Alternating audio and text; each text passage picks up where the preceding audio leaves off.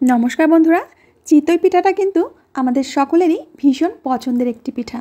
কিন্তু এই পিঠা বানাতে গিয়ে আমরা অনেক রকম সমস্যার মধ্যে পড়েছি, বিশেষ করে গ্যাসের চুলায়। অনেকেই মনে করেন যে মাটির উনুনে মাটির ছাঁচের মতো পিঠা গ্যাসে কখনো হয় না, কিন্তু এটা সম্পূর্ণ ভুল।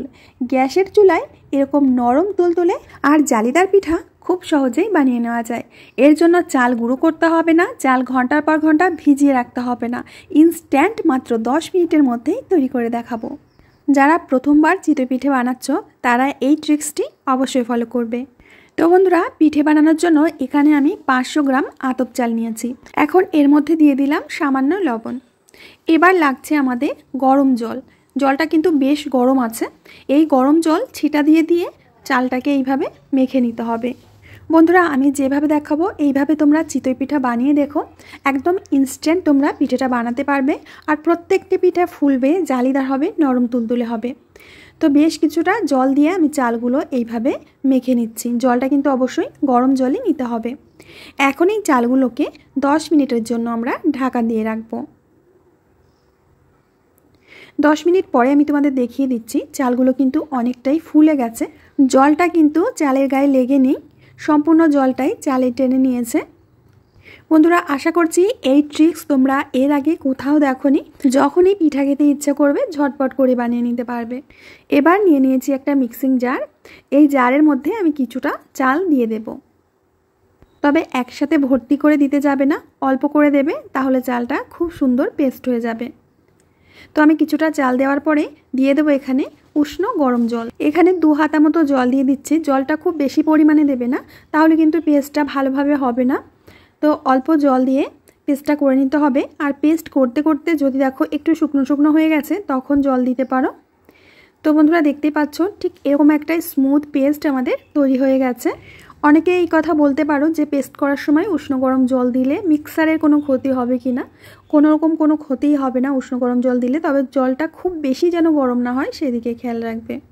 এবার এই পেস্টটাকে পাতলা করার জন্য আমি নিয়েছি কিছুটা উষ্ণ গরম জল। মোটামুটি আমি আঙুল চুবাতে পারবো এরকম জলটাই নিয়েছি। এবার অল্প অল্প জল দিয়ে ব্যাটারটাকে খুব ভালো করে ফেটিয়ে নিতে হবে।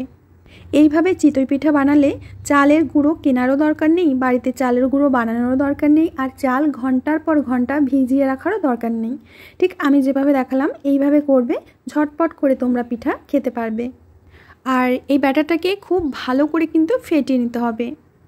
ব্যাটারটা যত ভালো ফেটাবে পিঠাগুলো কিন্তু ততই নরম তুলতুলে হবে।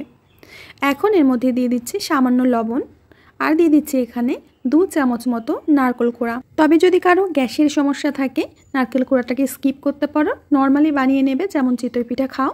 তো খুব ভালো করে নারকেল কোড়াটাকে মিশিয়ে নেব। যেহেতু আমরা গ্যাসের চুলায় পিঠাটা বানাচ্ছি, এর জন্য এর মধ্যে দিয়ে দেব ছোট চামচের হাফ চামচের থেকে একটু বেশি বেকিং পাউডার। এখানে কিন্তু ভুলেও বেকিং সোডা দিতে যাবে না। এখন বেকিং পাউডারটাকে ব্যাটারের সাথে ভালো করে মিশিয়ে নেব। আরও একটু সামান্য জল দিয়ে দিচ্ছি, কারণ ব্যাটারটা একটু ঘন মনে হচ্ছে। ভালো করে বেকিং পাউডারটাকে ব্যাটারের সাথে মিশিয়ে নিয়েছি। এখন তোমাদের ব্যাটারের ঘনত্বটা দেখিয়ে দিচ্ছি ঠিক কেমন রাখতে হবে। ব্যাটার যেন কোনো মতেও ঘন না হয়ে যায়, ঘন হলে কিন্তু পিঠাগুলো ফুলবে না আর ভেতরটা কাঁচা কাঁচা থেকে যাবে।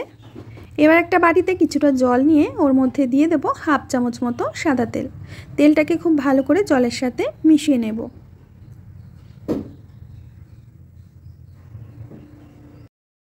পিঠা বানানোর জন্য গ্যাস ওভেনে আমি এরকম একটা আমপাম প্যান বসিয়ে দিয়েছি। গ্যাসের আঁচটাকে লো টু মিডিয়ামের মাঝামাঝি রেখে পিঠেগুলো কিন্তু বানাতে হবে।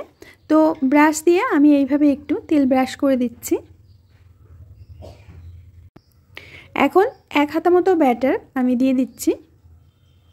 বাটিটা কিন্তু ভর্তি করে দেওয়া যাবে না, একটু খালি খালি রেখে দিতে হবে, কারণ পিঠাগুলো ফুলে কিন্তু অনেকটাই বড় বড় হয়ে যাবে, তখন বাটি উপচে বাইরে বেরিয়ে আসবে।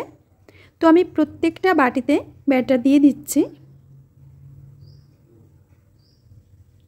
এখন ঢাকনা দিয়ে ঢেকে মাত্র 3 মিনিট আমরা অপেক্ষা করব। 3 মিনিট পরে আমি দেখিয়ে দিচ্ছি পিঠেগুলো কত সুন্দর ফুলে উঠেছে। আর তোমাদের যেটা বলেছি, গ্যাসের আঁচটাকে লো টু মিডিয়ামের মাঝামাঝি রেখেই কিন্তু পিঠাগুলো ভাজতে হবে, না হলে নিচে থেকে পুড়ে যাবে, ভেতরে কাঁচা থেকে যাবে, এরকম সমস্যা হতে পারে। তো দেখতেই পাচ্ছ পিঠেগুলো কতটা পারফেক্টলি তৈরি হয়েছে। তোমাদের একটা পিঠে আমি কাছ থেকে দেখিয়ে দিচ্ছি। পিঠেটা অনেক ছিদ্রযুক্ত আর ফুলকো হয়েছে, এতেই বোঝা যাচ্ছে যে পিঠেটা ভেতর থেকে কতটা জালিদার হয়েছে। এখন আমি পিঠেগুলো একটা প্লেটের মধ্যে তুলে নিচ্ছি। আমার শাশুড়ি মা বলে যে তোমার হাতে পিঠে খুব ভালো হয়, খুব ভালো ফোলে, তো তুমিই পিঠেটা বানাও।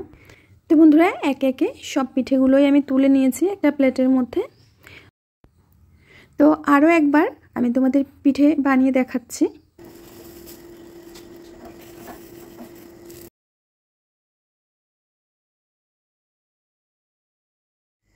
তো দেখো বন্ধুরা, পরের পিঠেগুলো কত সুন্দর ফুলে উঠেছে।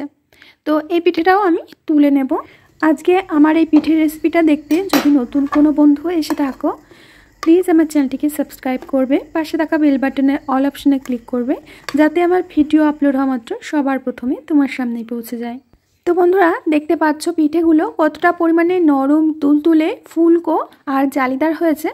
একটা পিঠে আমি তোমাদের ছিঁড়ে দেখাচ্ছি যে ভেতরটা কতটা পরিমাণে জালিদার হয়েছে, দেখতেই পাচ্ছ। এই পিঠেগুলো যদি দুধে ভেজানো হয় তো সব পিঠেগুলোই কিন্তু খুব সুন্দরভাবে ভিজে যাবে, একদম নরম তুলতুলে হয়ে যাবে। আর শীতের শুরুতে গরম গরম চিতই পিঠার সাথে যদি থাকে খেজুরের গুড়, তাহলে তো আর কোনো কথাই নেই। তো আমার প্রিয় বন্ধুরা, আমি আজ এখানেই বিদায় নেব, আবার আসবো নতুন রেসিপি নিয়ে। ততক্ষণের জন্য সবাই ভালো থেকো, সুস্থ থেকো, সকলকে সুস্থ রেখো। কমেন্টে অবশ্যই জানিও যে আজকের রেসিপিটা তোমাদের কেমন লেগেছে।